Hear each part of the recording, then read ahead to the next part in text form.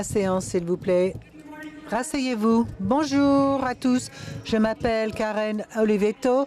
Je suis l'évêque de la conférence Mountain Sky. Je suis une lesbienne, femme, et mes pronoms sont féminins. Je suis ici avec deux évêques qui vont m'assister.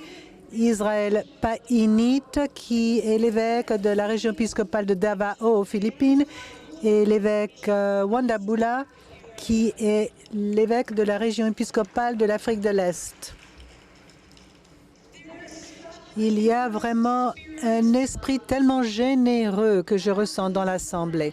Et j'ai reçu cette générosité ce matin. Et je ne sais pas pourquoi, mais un page m'a apporté beaucoup de boîtes d'un bonbon qui s'appelle Nerds. Et puis, il y a aussi des nerds pour vous, des intellos pour vous. Mais je voulais remercier tout le monde pour ce petit cadeau.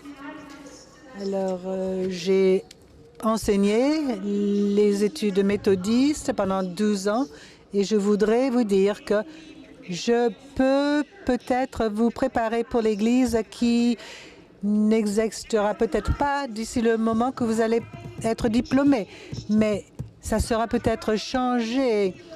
Nous n'essayons pas de changer nos doctrines ou ce qui nous ancre en tant que méthodistes unis. Mais ce que j'essaye d'enseigner, c'est que l'Église méthodiste unie de chaque conférence générale se reconstitue pour répondre à la direction du Saint-Esprit. Et ça nous réorganise pour que nous puissions alors avoir un témoignage pertinent en tant que corps du Christ. À chaque fois que cet organe conclut son travail, Dieu nous a façonnés de nouveau. Alors, je veux vous remercier pour tout le beau travail que vous avez fait cette semaine, mais beaucoup plus de la façon dont vous avez accompli votre travail. Vous avez modelé ce qu'est l'unité parmi la diversité. Lorsque nous nous sommes écoutés les uns et les autres, nous avons appris des uns et des autres et nous nous sommes rapprochés beaucoup plus en tant qu'Église globale. Ceci nous renforce nous tous pour faire des disciples pour la transformation du monde. Et comme mon frère Painit a dit, je lui demande d'ouvrir notre séance avec une prière.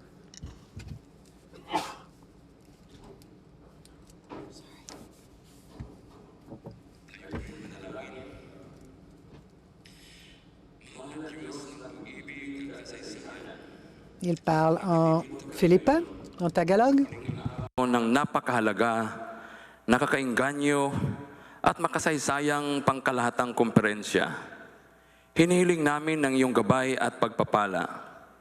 Bigyan mo kami ng karunungan at bukas na puso habang patuloy kaming nagsasaliksik at nagdidesisyon. Pagpalain mo ang lahat ng naririto ng layunin ng pagkakaisa at lakas ng loob. Patuloy naming itinataas ang aming mga puso sa pakikipag-isa sa lahat ng tao, malapit man o malayo. Naway punuin ng init ng pag-asa ang aming. Que les paroles vous remplissent le cœur pour vous embrasser les uns et les autres.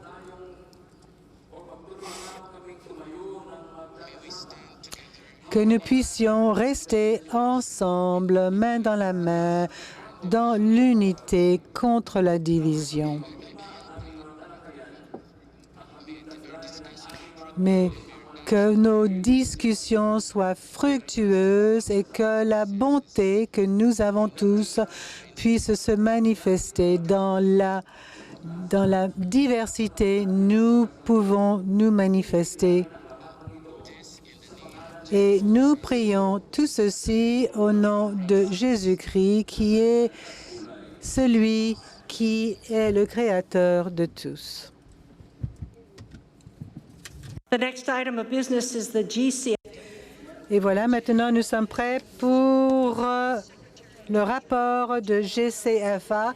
Et donc nous reconnaissons Moïse Kumar qui va nous présenter ce rapport.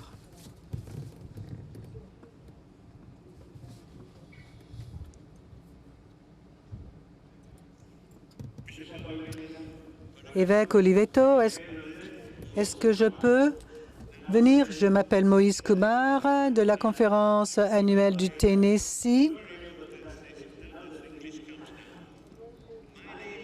Alors voilà, je m'appelle Moïse Kumar, je suis un Indien, pasteur du Tennessee, Kentucky. Je vous salue au nom du Conseil général des finances et de l'administration. Comme vous vous en souvenez peut-être, la dernière fois que je suis venue sur scène, j'ai parlé de la joie. Ce fut une joie de renouer avec de vieux amis et de s'en faire de nouveau lors de nos cultes. À l'aube de nos 4 prochaines années, l'heure est maintenant pour l'espoir. Plus tôt, les délégués ont travaillé ensemble pour adopter le rapport numéro 8 qui nous a donné les taux de base pour la prochaine période quadriennale. En travaillant ensemble, nous avons trouvé une solution dans un esprit de collaboration et de compromis, ce qui nous donne de l'espoir. L'Agence de communication et GCFA encourageront les dons tout au long de la période quadriennale.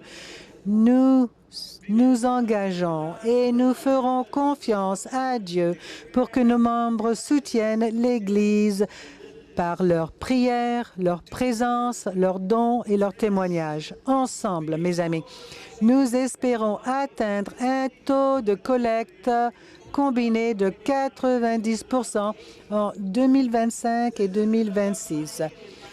Il ne s'agit pas de financement et de soutien financier. Il s'agit du ministère et de la mission. Le paiement des contributions connextionnelles est une valeur de notre dénomination, car il revient aux 3 règles simples de John Wesley.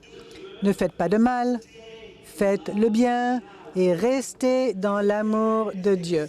GCFA est heureux de présenter le budget révisé de 2025 à 2028, conformément aux directives de la Conférence générale et dans la joie et l'harmonie avec la table connextionnelle. Je tiens également à remercier tout particulièrement les églises locales et les conférences annuelles qui s'acquittent avec joie et fidélité de leurs contributions et rendent ce budget possible. Nous vous présentons un budget basé sur 2 taux de base. Par souci de simplicité, je les appellerai le taux de base conditionnel de 2,9 % et donc, pour souci de simplicité, je les appellerai le taux de base conditionnel de 2,9 % qui sera atteint si nous obtenons un taux de contribution de 90 % au cours des 2 premières années de la période quadriennale et le taux de base alternatif de 2,6 % et encore une fois un taux de base alternatif de 2,6 %. À ce taux de base, le budget serait à hauteur de 353,5 millions de dollars. Le taux de base conditionnel de 2,9 % s'élèverait à 373,4 millions de dollars. Mais nous savons que l'intendance est une valeur de notre connexion méthodiste unie. Nous savons que nous attendrons et que nous dépasserons un taux de collecte combiné de 90 % dans les années 2025 et 2026. Alors maintenant, nous présentons les rapports 1 à 19. Alors, au nom du comité législatif, je recommande l'adoption du rapport numéro 1 du Fonds du service mondial. Alors, avant que je commence, je veux vous informer que vous avez adopté lors de cette conférence générale et qui ont des implications financière. Le GCFA et la table connectionnelle ont collectivement déterminé que toutes les pétitions seront traitées sans qu'il soit nécessaire de modifier les montants du budget final. Merci, évêque. Et donc, le rapport de 1 à 7 sont présentés pour votre adoption. Tous les rapports peuvent se trouver dans la DCA d'aujourd'hui. Le rapport numéro 1 est à propos du service mondial. C'est la pétition numéro 21116. Monsieur le secrétaire, excusez-moi.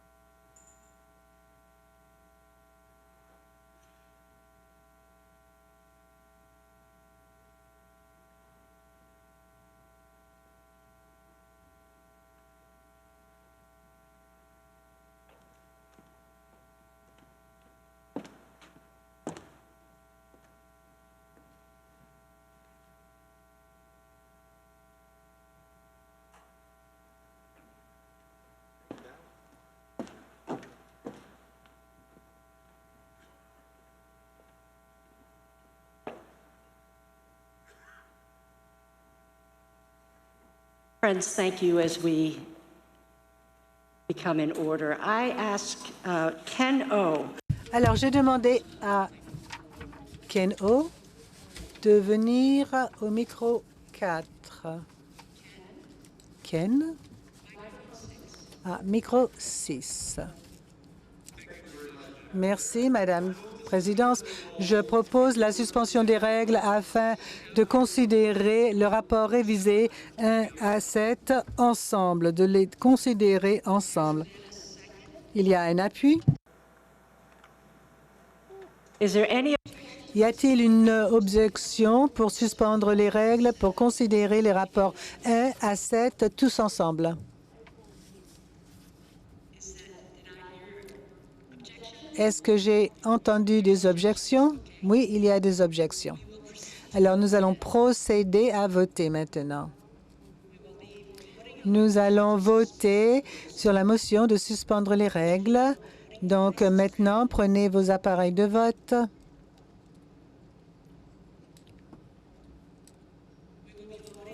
Et nous allons voter pour suspendre les règles pour considérer les rapports de 1 à 7 tous ensemble. Si vous êtes en faveur de suspendre les règles, appuyez sur 1. Si vous êtes opposé, appuyez sur 2. Votez maintenant.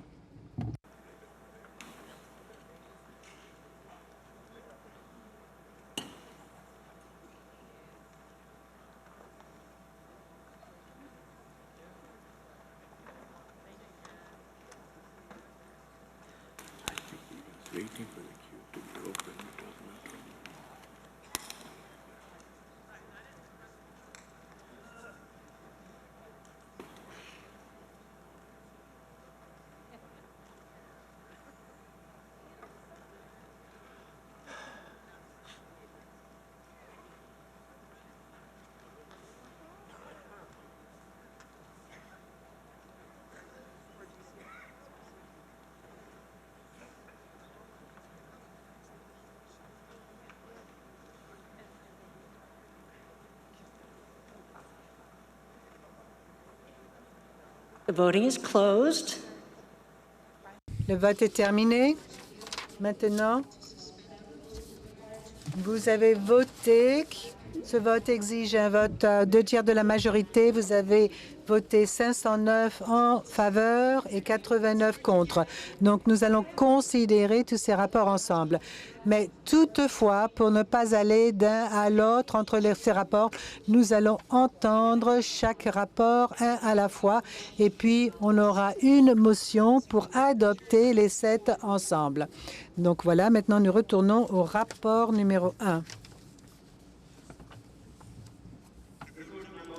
Rapport numéro 1, il s'agit du service mondial.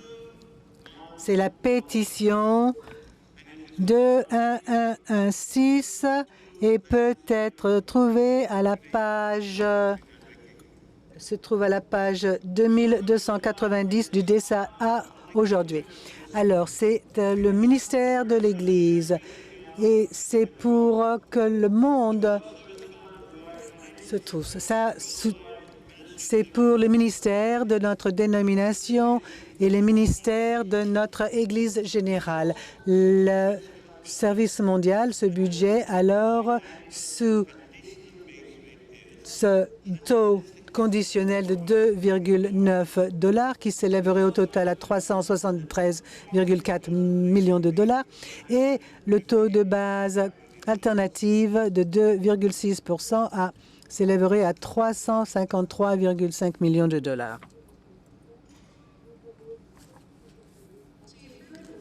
Alors, vous avez entendu le rapport concernant le service mondial. Y a-t-il des discussions?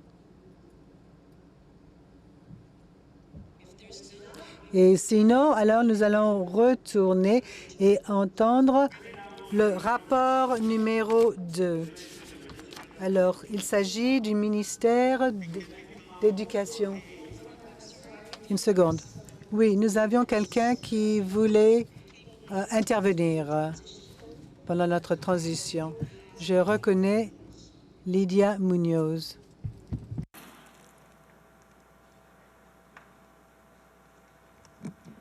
Thank you, Bishop. Lydia Munoz de la conférence Latina et je veux amender le rapport numéro 1.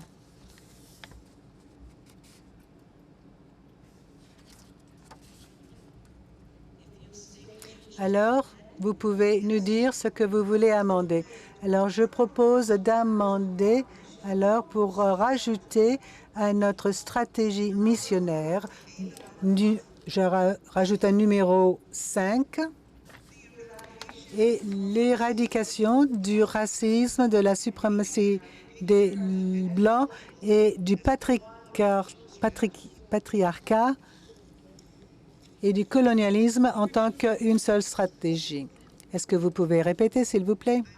Je propose de modifier le rapport numéro 1, de rajouter à notre stratégie missionnaire après le numéro 4, un numéro 5, de l'éradication du racisme, de la suprématie des Blancs, le patriarcat et le colonialisme. Y a-t-il un appui?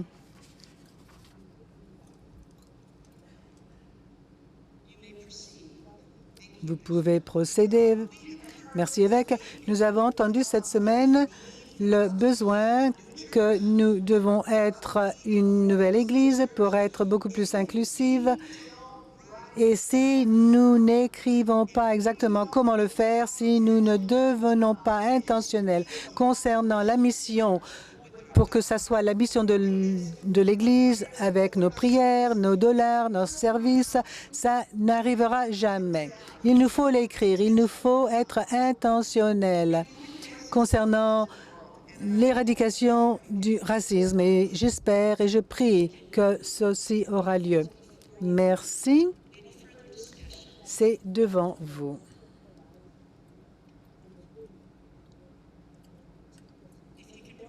Alors, si vous pouvez nous donner cette motion par écrit, s'il vous plaît.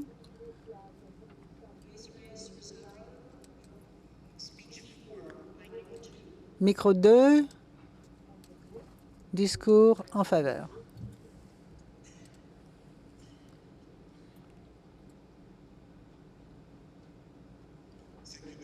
Merci, évêque. Luis Felipe Reyes Rosario, Latinx, pasteur de l'Illinois du Nord, pronom masculin. Merci, évêque. En 92, j'ai entendu le docteur dire que le racisme, c'est un ordre du jour incomplet aux États-Unis.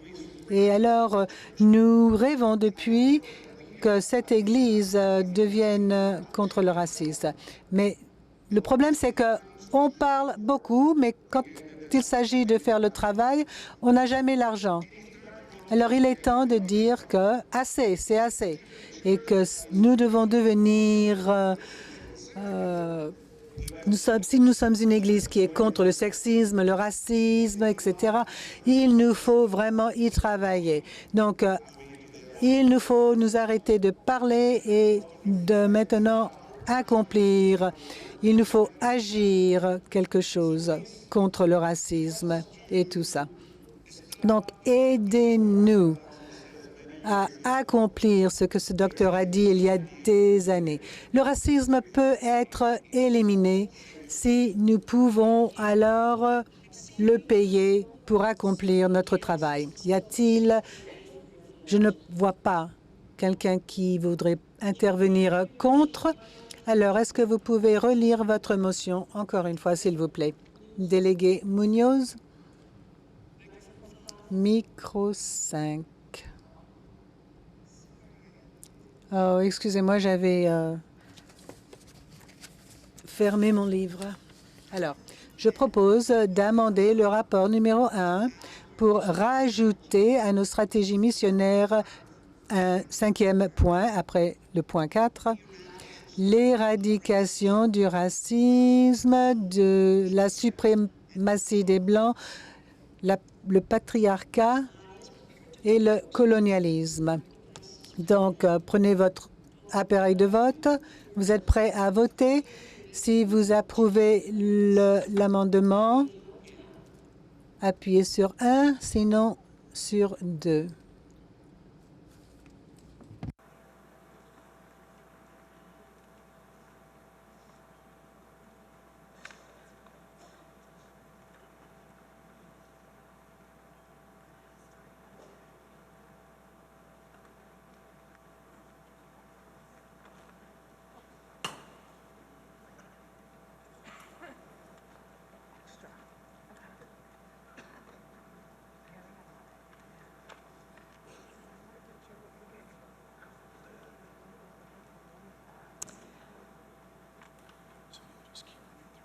Voting is closed. You have approved. Le vote est terminé et vous avez approuvé cet amendement avec 510 votes pour contre 111 contre. Alors voilà, je demande que le groupe d'intervenants soit rétabli pour la motion principale. Maintenant, c'est un point d'information ou une question.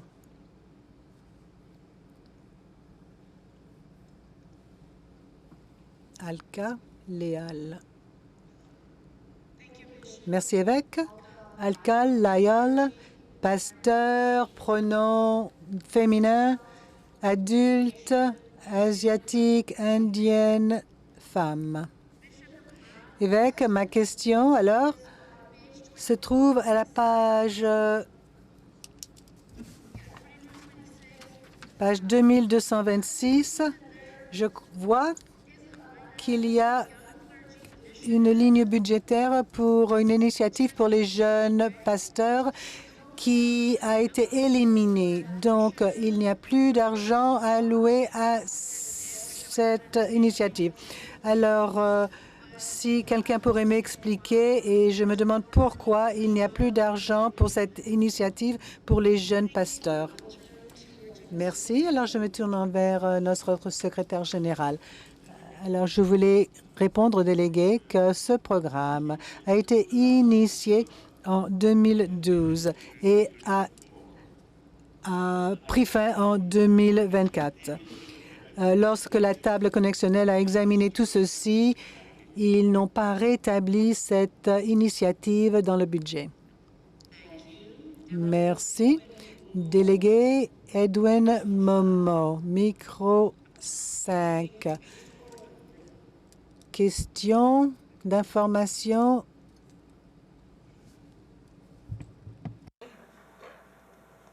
Bishop Edwin Momo from the Sierra Leone. De la conférence de Sierra Leone. Ma question a déjà été posée et donc je n'ai plus rien à poser. Merci. Secrétaire général, alors vous pouvez continuer pour le rapport numéro 2 relatif au fonds d'éducation ministérielle. Il se trouve à la page 2298 du DCA et porte le numéro de pétition 21117. Au cours de l'existence du fonds d'éducation ministérielle, nous avons fidèlement donné plus de 900 millions de dollars pour soutenir le travail des dirigeants du clergé dans notre Église. Les conférences annuelles conservent 25 % de ce fonds. Le budget proposé pour le fonds d'éducation ministérielle au titre du taux de base conditionnel de 2,9 % est de 57,9 millions de dollars et le budget proposé pour le fonds d'éducation ministérielle au titre du taux de 2,6 % est à hauteur de 54,8 millions de dollars. Maintenant, pour le rapport numéro 3, ça concerne le fonds pour les universités et collèges noirs. Alors, attendez, on voudrait savoir si vous avez des questions sur le rapport numéro 2. Y a-t-il quelqu'un qui voudrait intervenir? Non? D'accord, alors continuons.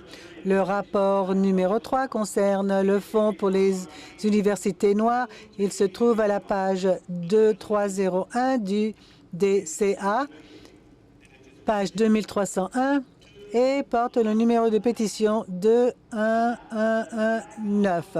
Ce fonds pour les universités noires soutient les 11 collèges et universités historiquement noirs des États-Unis. Le budget proposé pour ce fonds dans le cadre du taux de base conditionnel de 2,9 % est de 23,1 millions de dollars et le taux de base proposé pour ce fonds dans le cadre du taux de 2,6 % est à hauteur de 21,9 millions de dollars. Grâce à votre soutien, nous continuons ensemble à changer des vies et à former d'excellents leaders. Nous tenons à remercier la direction du Conseil général de l'enseignement supérieur et du ministère et les administrateurs de ce fonds pour leur témoignage et leur soutien fidèle. Merci. Vous avez entendu le rapport. Y a-t-il des discussions? Je ne vois pas un besoin.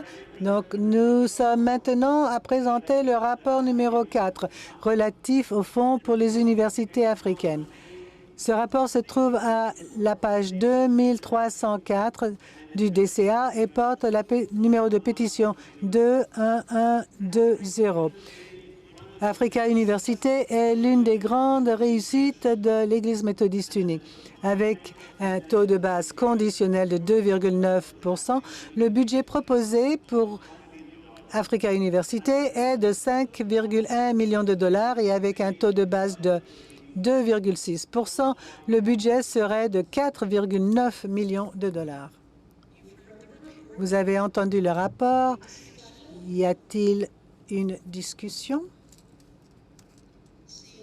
Je n'en vois aucune. Alors voilà, nous présentons le rapport numéro 5 relatif au fonds épiscopal qui se trouve à la page 2307 du DCA d'aujourd'hui et qui est la pétition numéro 21121.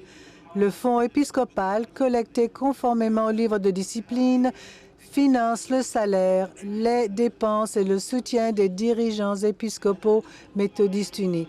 Avec un taux de base conditionnel de 2,9 %, le budget est de 87,4 millions de dollars et le budget proposé pour le fonds épiscopal avec un taux de base 2,6 % est de 82,8 millions de dollars.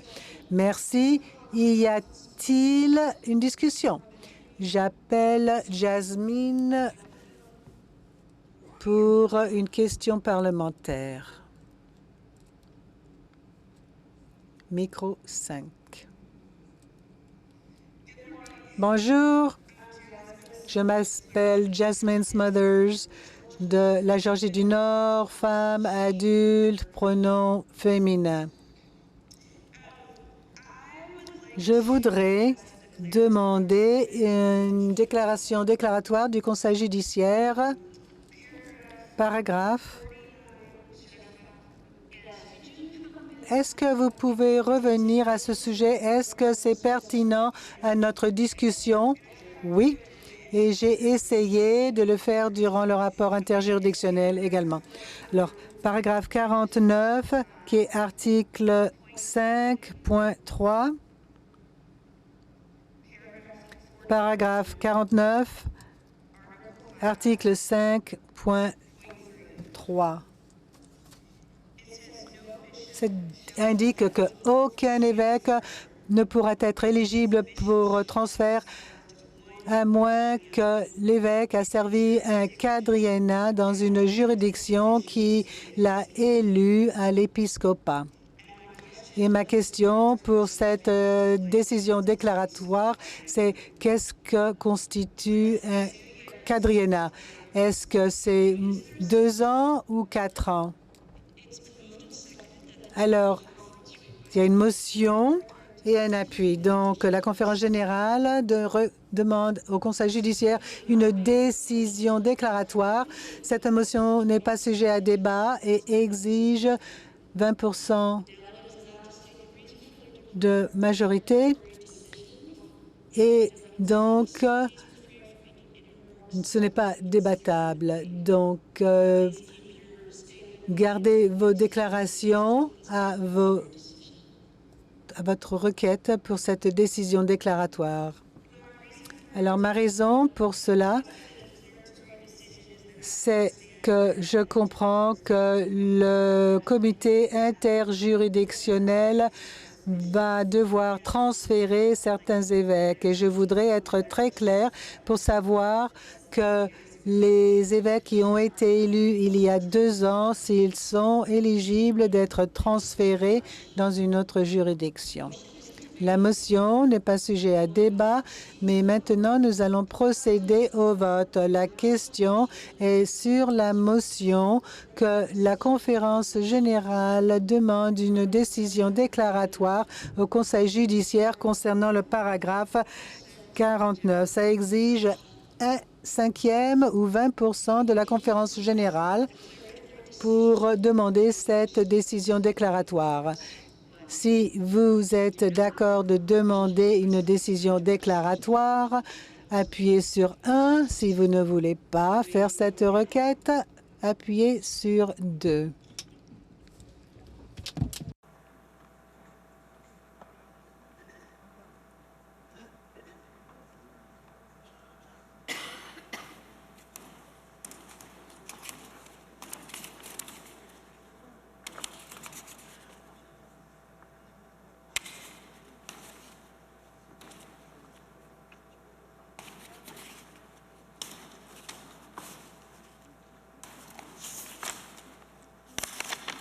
Voting is closed.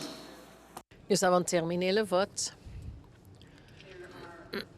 Il y a 506 pour affirmer, 141 en négatif. Vous avez adopté cela.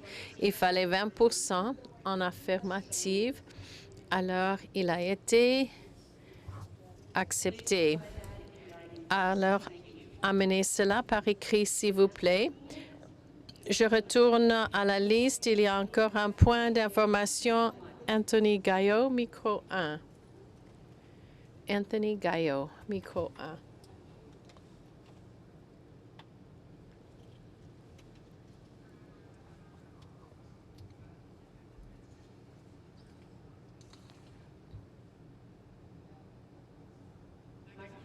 Micro 1. Merci, évêque.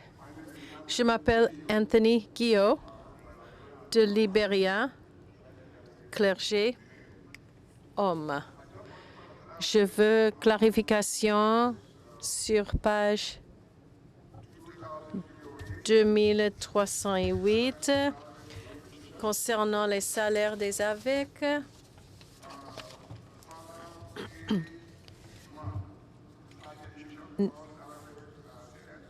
Tous les salaires sont fixés annuellement par le Conseil général pour finances et administration numéro 1 à 1.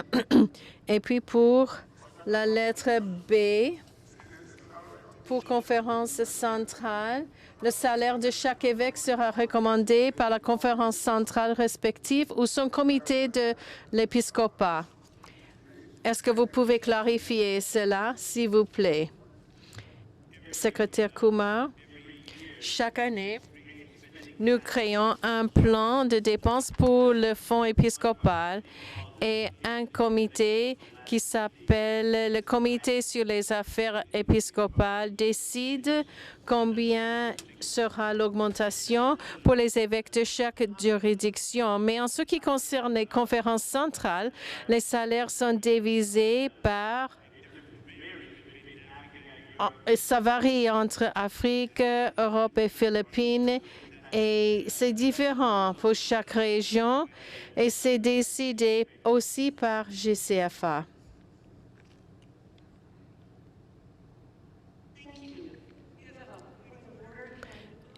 Point d'ordre, Ken O. Ken O, Baltimore, Washington, laïque. Mon point d'ordre est que les rapports 1 à 7 ont déjà été traités par nous. C'était fait en comité, cela a été accepté dans la plénière et le seul changement, quelle règle est-ce que vous citez? Madame la Présidente, je dis que nous avons déjà voté et accepté que tout ceci n'est pas à débattre, mais c'est seulement les montants. C'est la seule chose qui a changé.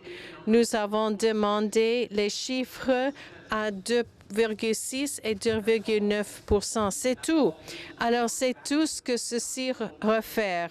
Pas pour débattre tout ce qui a été écrit et tout ce que nous avons déjà voté. C'est seulement les chiffres que nous pouvons débattre. Merci. Prenons un moment.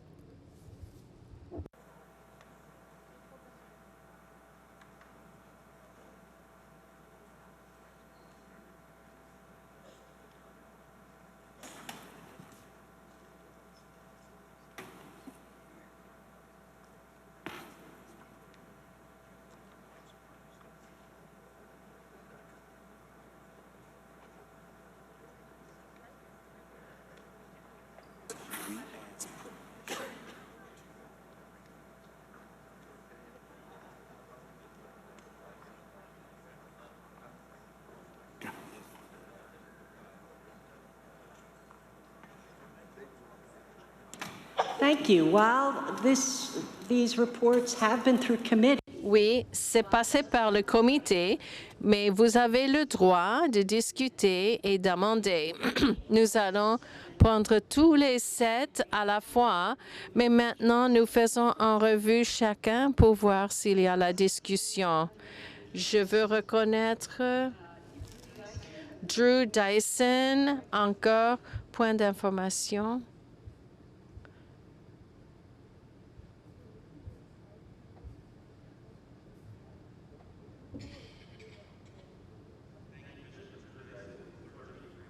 Greg Dyson, clergé, New Jersey, blanc, homme, adulte.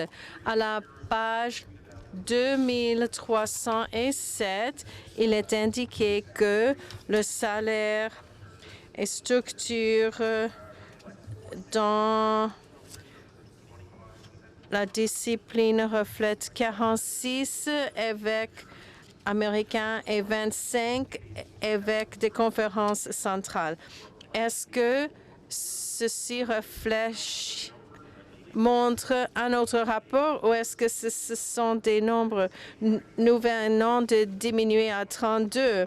Alors, le chiffre qui a été donné plus les 15 000 enlevés des agences reflète le chiffre de 71 plutôt que le 54 que nous avons donné pour la conférence générale. Alors, secrétaire général, oui, c'est une bonne question.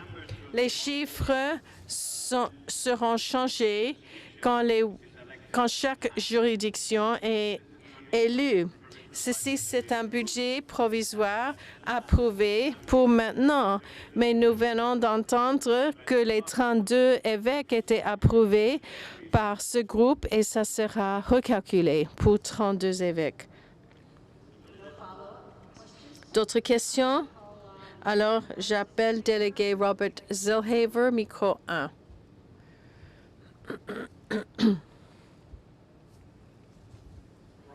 Robert Zellhaver, clergé, homme, Pennsylvanie de l'Ouest.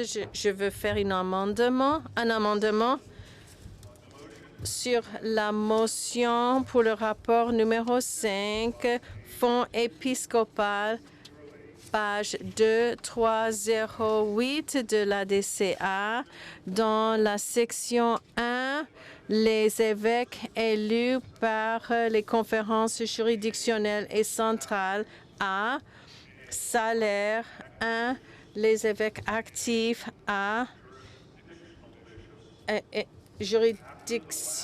évêque juridictionnel après la dernière phrase.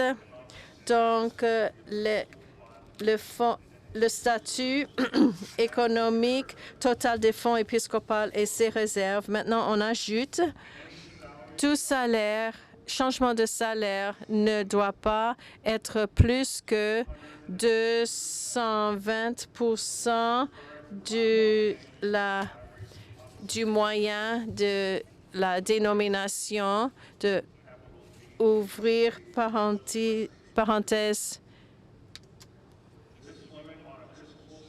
Ce limite de changement de salaire restera en place jusqu'à ce que ça soit changé par la conférence générale.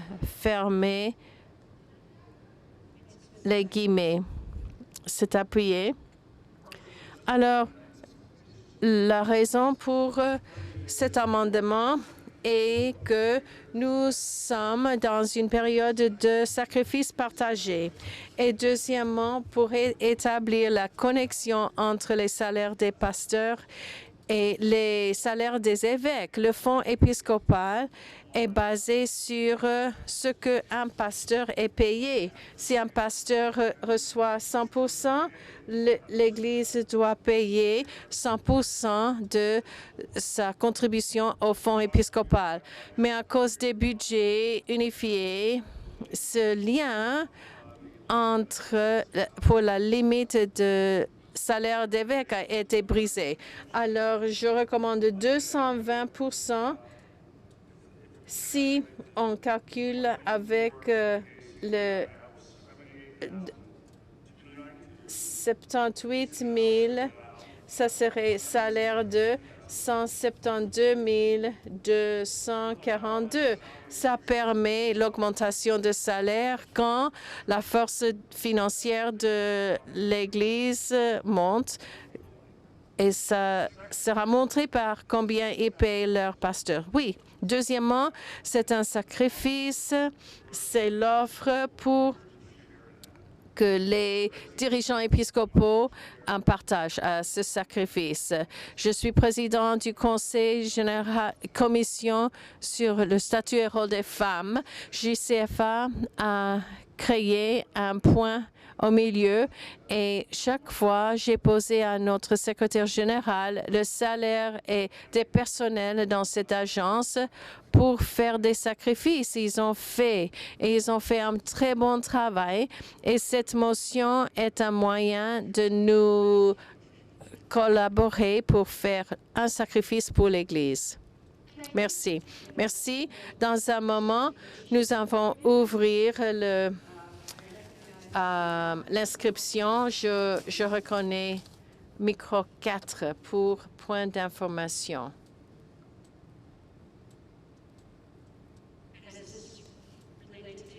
Alors, est-ce que ça a à faire avec l'amendement? Oui. Jim Allen, Tennessee, je veux demander si vous pouvez demander auprès de WestPath, est-ce qu'il y aura toujours des calculs DAC après avoir commencé à employer le système Compass? Est-ce qu'il y a quelqu'un de WestPath qui peut répondre? I see Andy coming to microphone 4. Micro 4.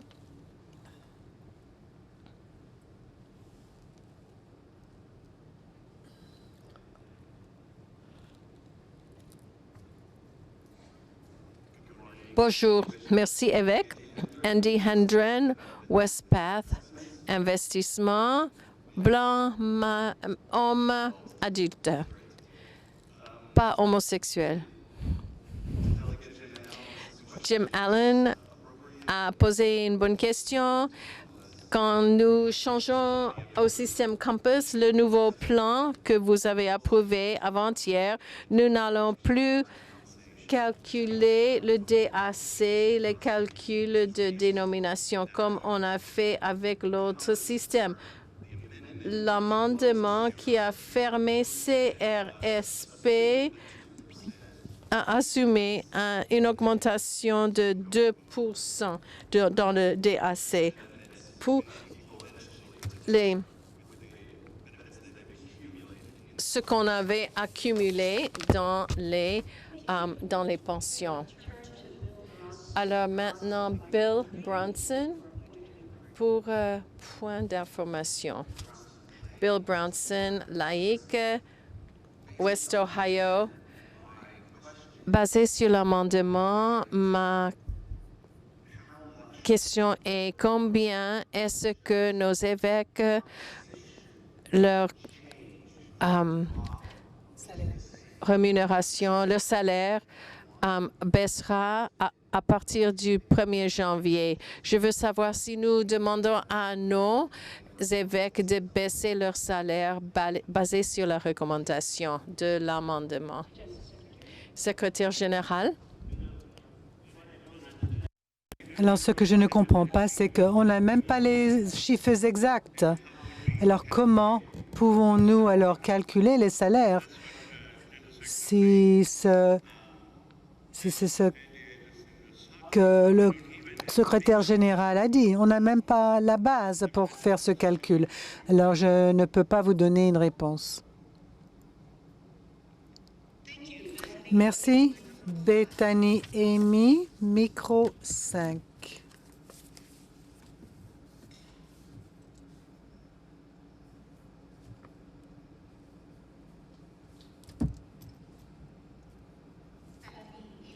Bethany Amy, de conférence de Greater New Jersey, laïque, coréenne, adulte, pronom féminin.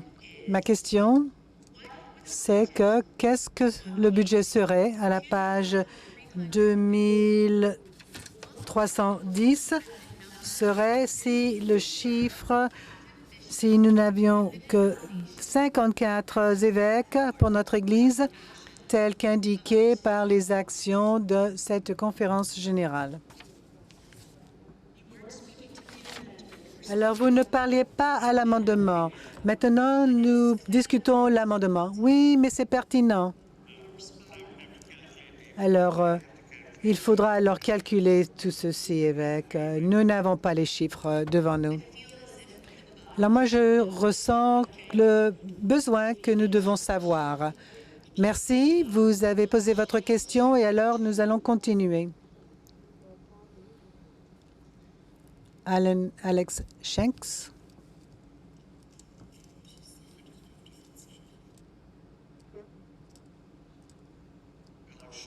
Alex Shanks, pasteur, homme de la Floride. Alors, si nous allons commencer à diminuer le salaire des évêques, ce que je voudrais savoir, c'est qu'on pourrait peut-être aussi savoir quels sont les salaires des secrétaires généraux pour comparer leurs salaires avec les évêques. Alors, je crois que les salaires des secrétaires généraux, c'est aussi listé dans le volume 4. Si vous pouvez prendre ce volume et peut-être comparer ceci. Nous sommes totalement transparents et nous les avons listés dans ce volume 4. Donc, vous pouvez faire une comparaison. Alors, à la page 1843 du volume 4. Sally Smith, question micro 3.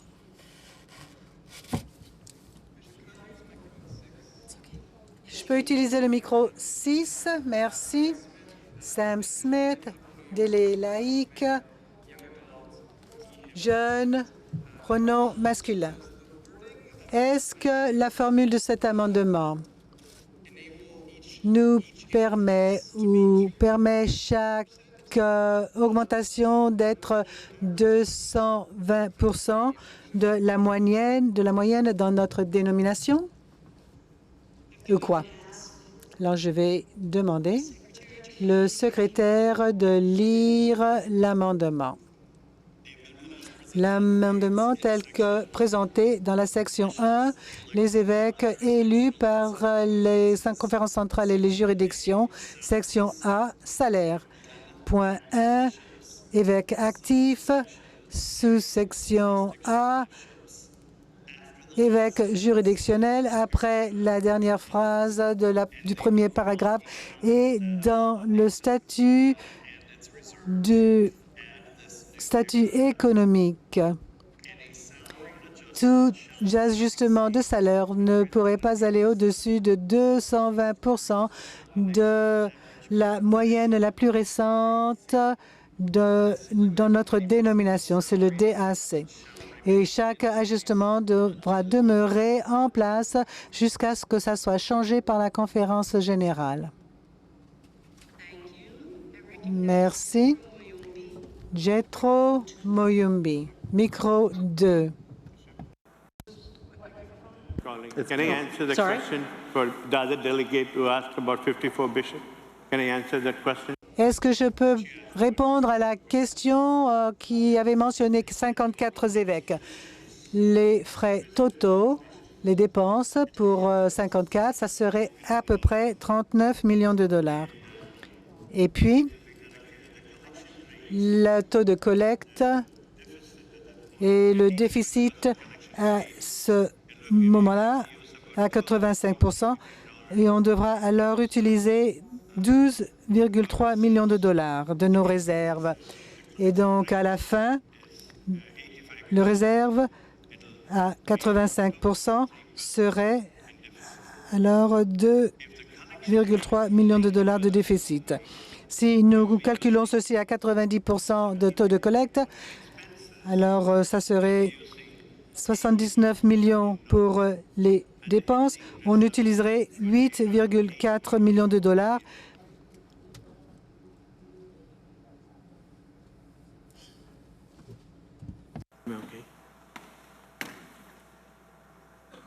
Okay, I am going to go to microphone. Alors, micro 2, Alka Leia. Thank you, Bishop. No. Oh, I'm sorry. Délégué Muyumbi, on va revenir à vous plus tard. Alors, attendez.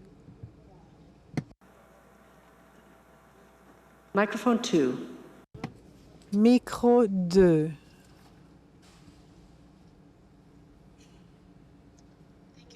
Merci, évêque. Je parle en faveur de l'amendement et je ne sais même pas où nous en sommes dans le processus. Et donc, vous parlez en faveur?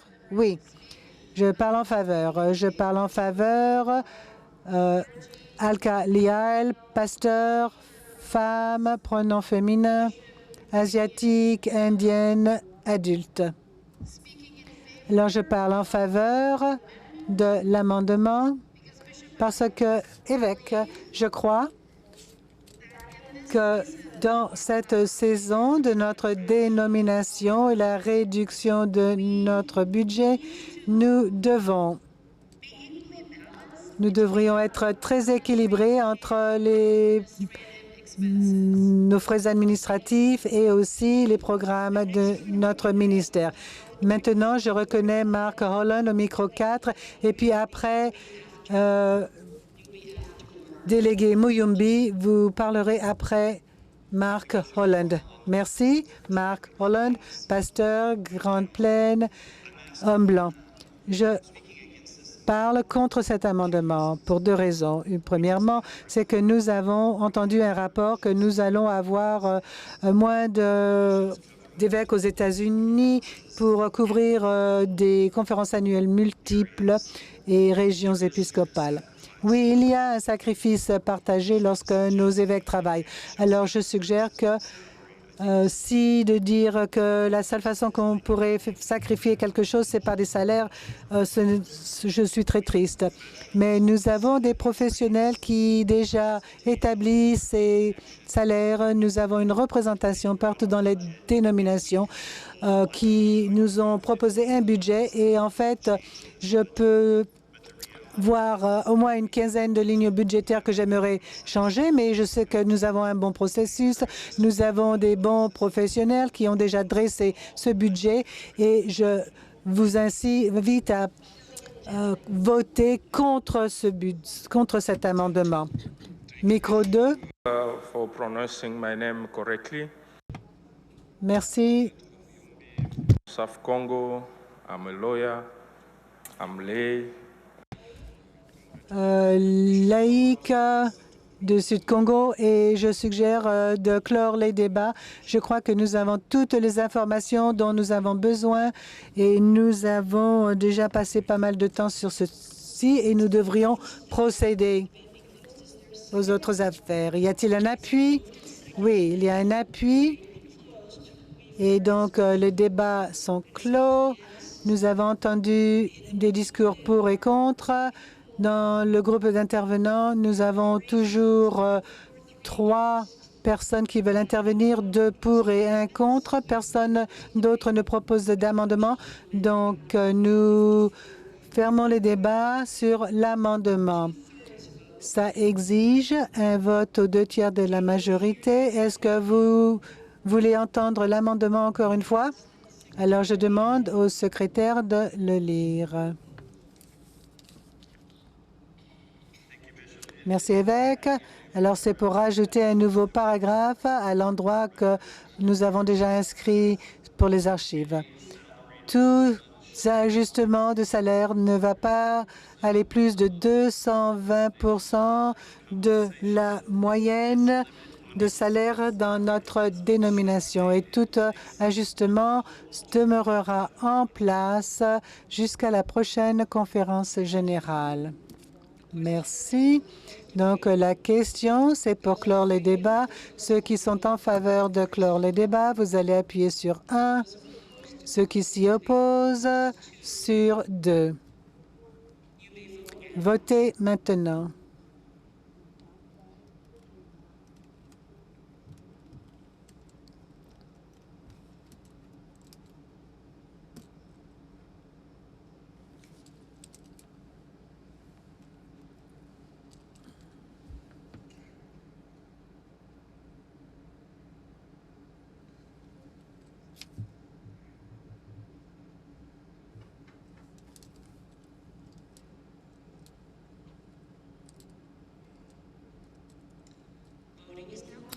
Le vote est terminé. Voyons les résultats.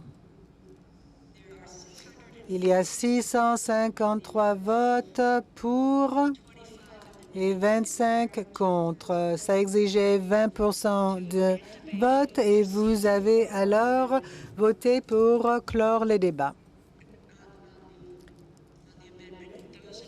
Donc, nous allons voter sur l'amendement. Ceux qui sont en faveur de l'amendement, vous appuierez sur numéro 1, sinon sur 2. Votez maintenant.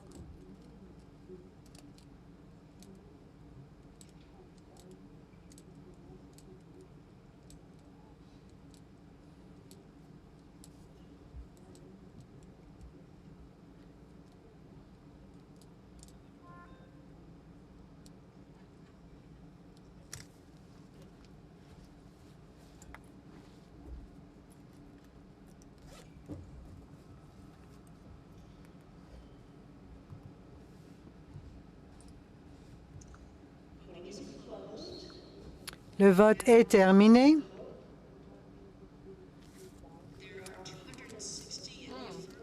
261 votes affirmatifs, 402 négatifs, et donc l'amendement n'a pas été adopté. Et maintenant, nous allons restaurer le groupe d'intervenants précédents.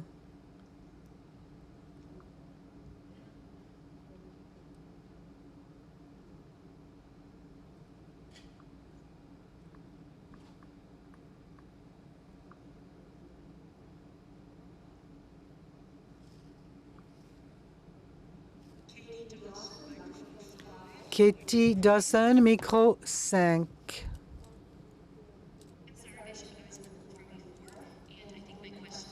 Ma question a déjà été répondue. Merci.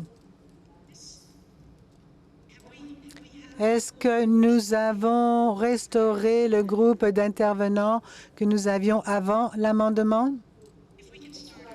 Alors, peut-être on devrait recommencer un nouveau groupe. Si vous voulez vous adresser. Bon, attendez un petit moment. Et maintenant, vous pouvez vous inscrire encore une fois pour intervenir si vous voulez. David Livingston, question. Merci, évêque. David Livingston, Grande Plaine. Peut-être, je me souviens plus. Alors, je crois qu'on nous a dit combien nous avions à traiter aujourd'hui. Je crois qu'on avait dit 26. Est-ce que vous pouvez m'indiquer combien il nous reste ou ce que nous avons traité jusqu'à présent? Alors, voilà, on continue. Jay Williams, clergé, Nouvelle-Angleterre, noir, américain, homme, queer. Je voulais amender le fonds épiscopal, donner un rapport pour le budget de 2028 à 32 qui peuvent nous donner des calculs qui se basent sur le nombre d'évêques que GCFA propose que serait durable et faisable. En se basant sur les commentaires que nous avons entendus du délégué de New Jersey. Alors, attendez un moment, s'il vous plaît.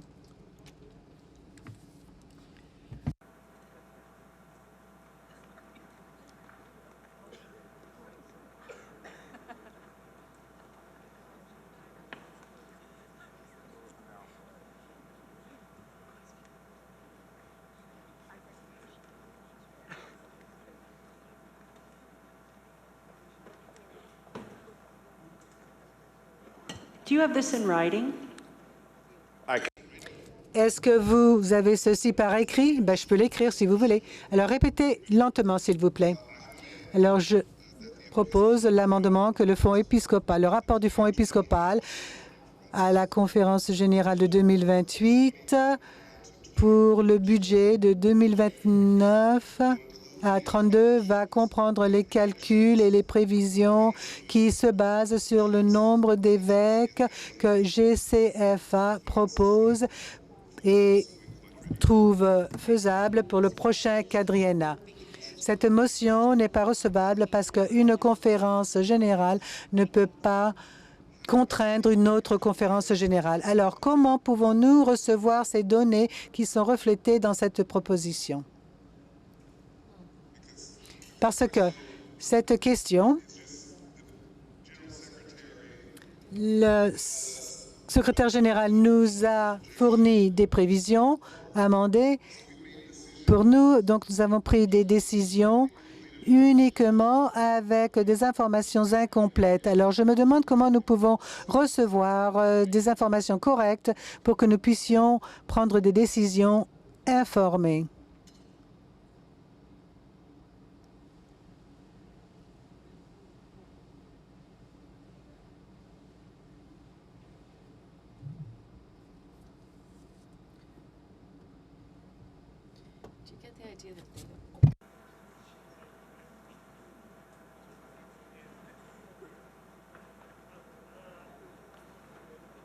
The General Secretary will be providing you with some.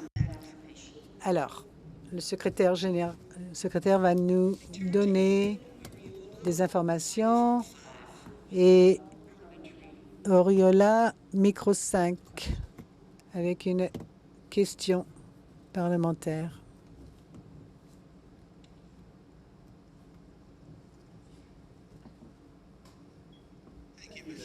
Merci évêque et merci d'avoir prononcé mon nom correctement.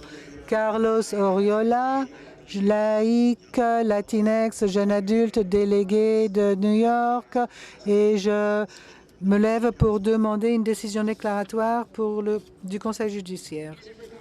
Est-ce qu'il s'agit de ce rapport? Oui, c'est lié à ce rapport, oui. Alors, procédez. Je demande une décision déclaratoire du Conseil judiciaire en ce qui concerne la légalité du comité interjuridictionnel et leur rapport et leurs propositions qui affectent toutes les juridictions dans les États-Unis pour que ça s'applique à notre budget avant que leur législation d'habilitation soit mise en œuvre, avant la fin de notre séance. Alors, un moment, s'il vous plaît.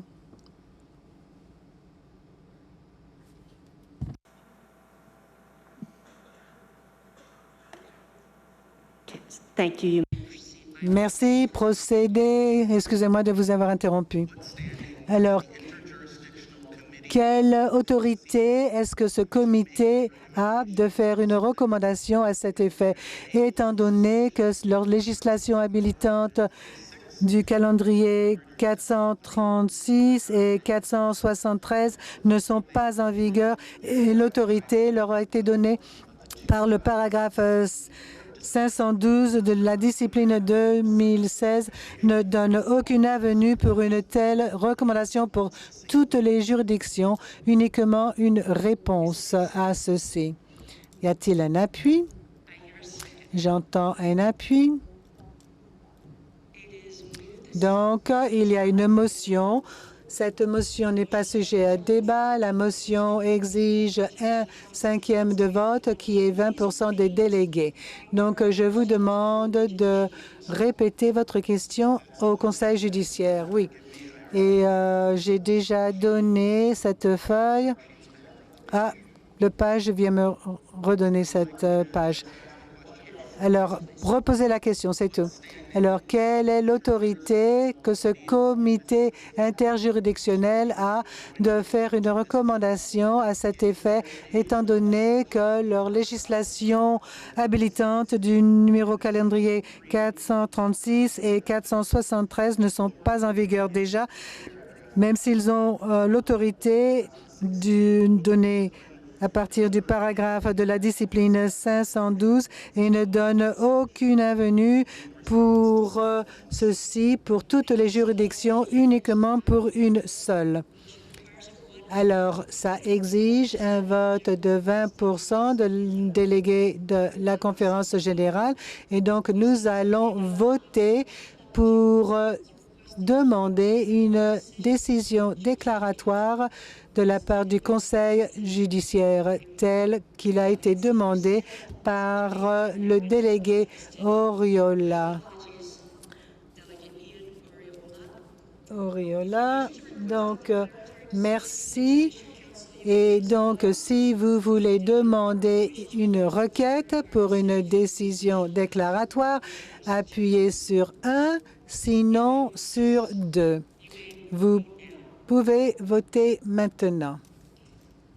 While you're voting, can the page bring the motion forward, please? Et je demande aux pages de nous apporter la motion sur papier. Merci.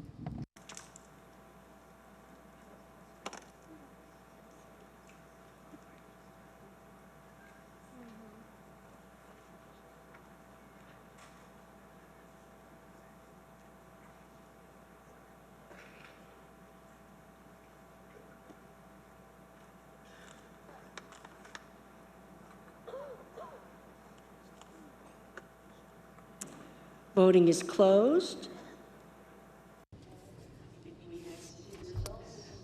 Les résultats maintenant.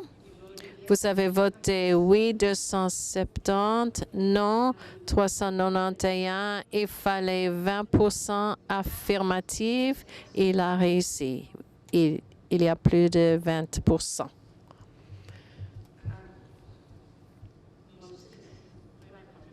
Moses. Alors, le nombre d'évêques durables, nombre durable d'évêques. Dans la transition qui arrivera, nous avons besoin de direction et il faut financer cette dirigeance. Ce nombre d'évêques est important et c'est durable. C'est pourquoi nous avons 32 évêques et c'est un budget durable que nous proposons. Merci. Alors maintenant, j'appelle Stefan Strukenfuchs. Micro 5. Stefan Strukenfuchs, Autriche. Je propose de clôturer le débat. Merci. Il y a une motion de clôturer le débat. C'est appuyé.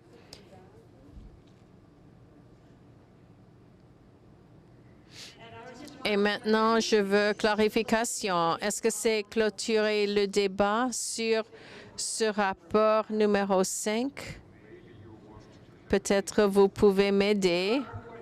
Nous sommes sur rapport numéro 5. Oui, ce qui est devant nous. Merci.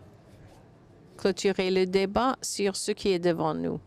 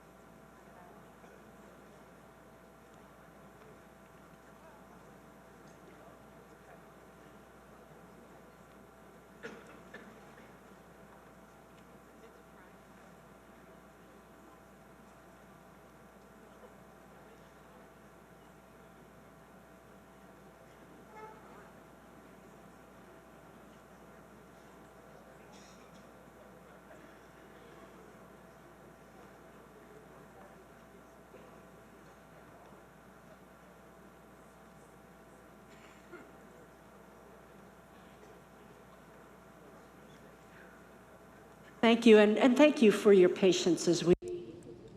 Merci pour votre patience pendant qu'on fasse ceci pour que toutes les voix sont entendues.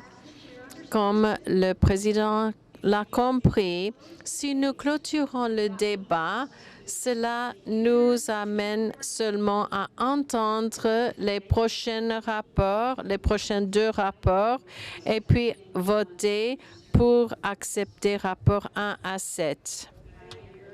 Alors, j'entends un oui. Alors, on va voter pour clôturer. Si vous voulez clôturer le débat,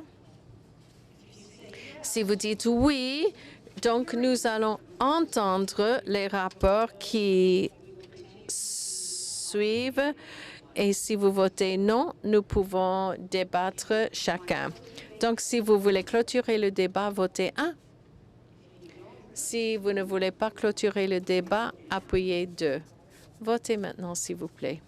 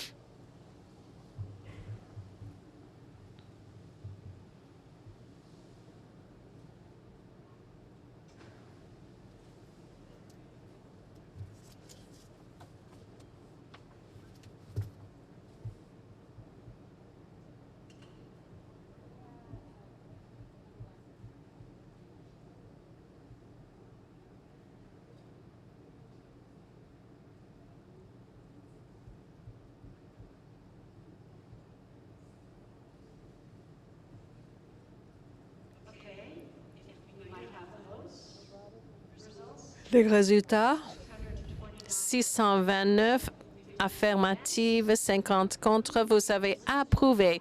Maintenant, nous allons écouter les derniers 2 rapports sans débattre et voter à la fin. Merci beaucoup. Le rapport numéro 6 concerne le Fonds d'administration générale qui se trouve à la page 2313 du Daily Christian Advocate et porte le numéro de pétition 21122. Le Fonds d'administration générale finance les activités générales de l'Église qui sont spécifiquement de nature administrative par opposition aux activités programmatiques, missionnaires ou écuméniques. Le Fonds d'administration générale pour la période quadriennale en utilisant le taux de base conditionnel de 2,9 % et de 29,9 millions de dollars et en utilisant le taux de base de 2,6 %, le Fonds d'administration générale est proposé à 28,3 millions de dollars. Et puis, numéro 7, concernant le Fonds de coopération interconfessionnelle. La pétition se trouve à la page 23-27 du DCA. Ce fonds permet à l'Église méthodiste unie de s'associer à des sœurs et frères chrétiens du monde entier pour remplir une mission écuménique commune. Nos relations avec les partenaires écuméniques sont soutenues par ce fonds. Il convient de noter que ce fonds dispose d'un montant élevé de réserve et qu'il a donc la capacité de faire son travail. Par conséquent, lorsque vous adoptez ce rapport, vous votez en faveur de la libération des fonds afin qu'ils puissent être utilisés pour mener à bien cet important ministère écuménique.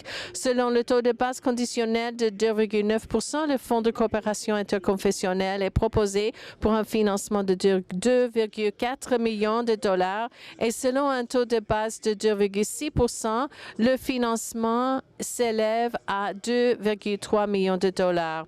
Évêque, je propose à adopter le rapport numéro 7, le Fonds de coopération interconfessionnelle. Merci. Nous votons maintenant. La motion est d'adopter le rapport GCFA numéro 1 à 7 comme amendé.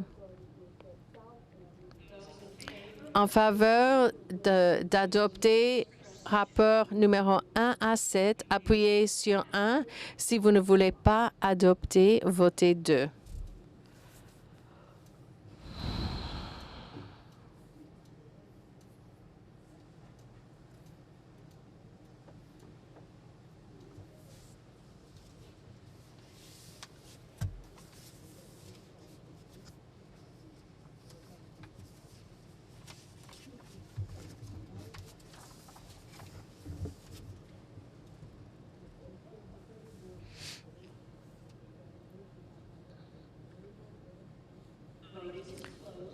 C'est clôturé. Maintenant, les résultats.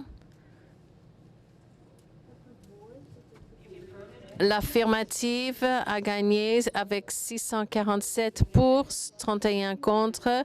Vous avez adopté le rapport GCFA 1 à 7 comme amendé.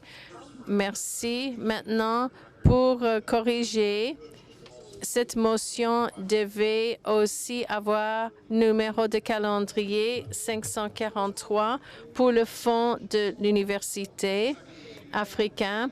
Et puis, deuxièmement, je veux prendre un moment pour remercier le GCFA pour sa direction, y compris Bonnie Martin, notre vice-président Gomers Chamoussa, notre secrétaire Bill Brownson et Stacy Kerr et Bill Brooks, aussi bien que tous nos membres qui ont fait un travail formidable. Merci beaucoup.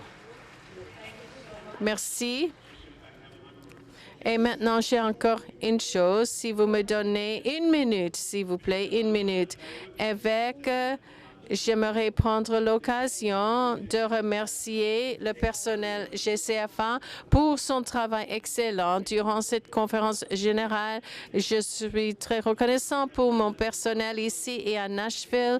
Ils ont fait un travail remarquable et je remercie Dieu pour ce peuple. Je remercie pour le budget et je vous souhaite un bon retour chez vous et beaucoup de bénédictions dans les jours à venir. Et je veux terminer avec Romains 15, verset 13, que le Dieu de l'espoir vous remplisse de la joie et la paix, croyant que par la puissance du Saint-Esprit, vous pouvez aller dans l'espoir. Merci beaucoup. Alors, montrez votre appréciation au personnel de GCFA.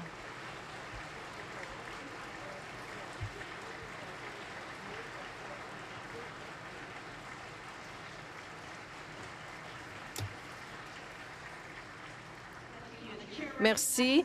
Je reconnais le secrétaire de la conférence générale pour des annonces. Il n'y a pas de point d'ordre inscrit. Micro numéro 6, 5. Micro 5. Merci, évêque. Je m'excuse. Je pense que je dois dire ceci avant midi. Jerry Godomsky, Littleton, Clerget, Extension, Ohio. Je pense que nous sommes en violation du règle 22. Hier, nous avons voté pour reconsidérer numéro de calendrier 247 pour la réadmission après la termination et une motion de substitution par amendement était appuyée. L'amendement devait être imprimé dans le DCA d'aujourd'hui. Pour le faire, l'amendement n'était pas imprimé et la pétition ne se trouve pas sur un calendrier. Alors, nous semblons risquer de ne pas pouvoir parler de cela. Je pense que le président va nous mettre à jour concernant cela. J'appelle Emily Allen. Merci, évêque. Et merci pour cette question. J'ai eu des conversations avec plusieurs personnes concernant où reste cette pétition. Je vais partager ma compréhension venant des experts que j'ai consultés.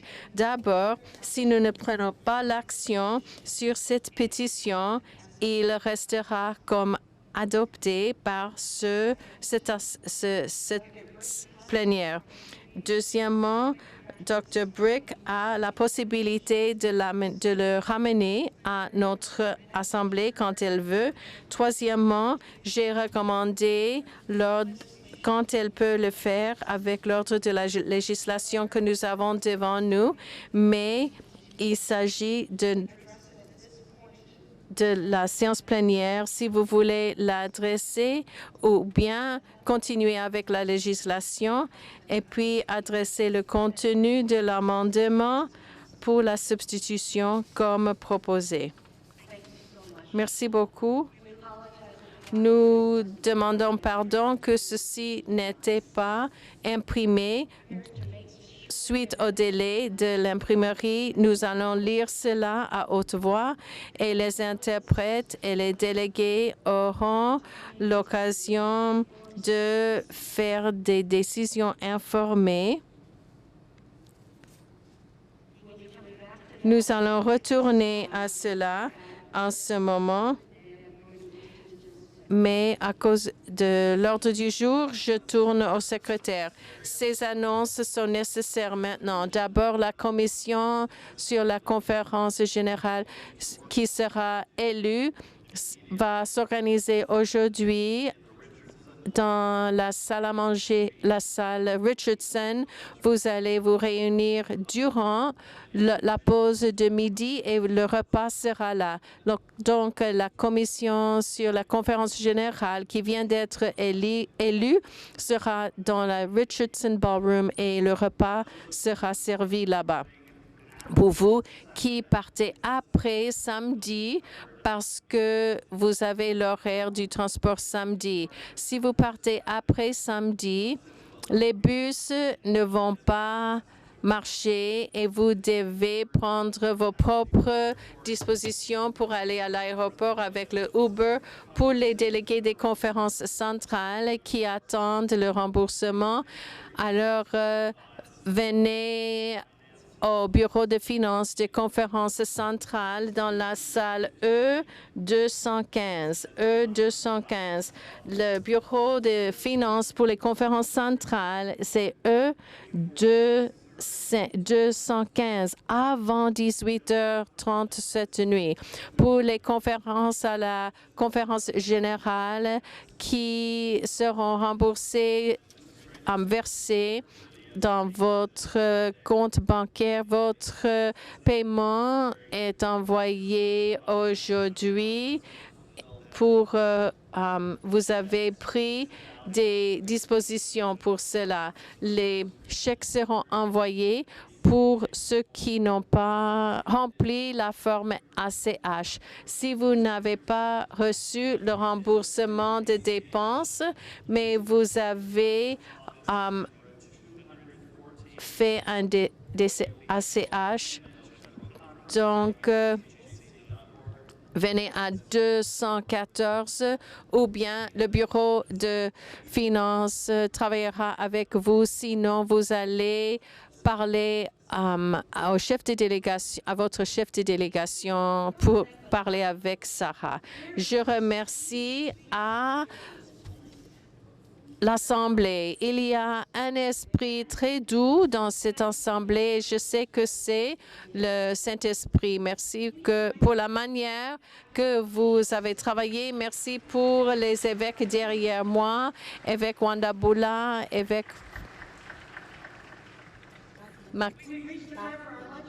Ness. Nous allons revenir après le repas. Évêque Palmer va nous présider. Donc, nous sommes en repos de midi jusqu'à 13h30. 13h30. Au revoir.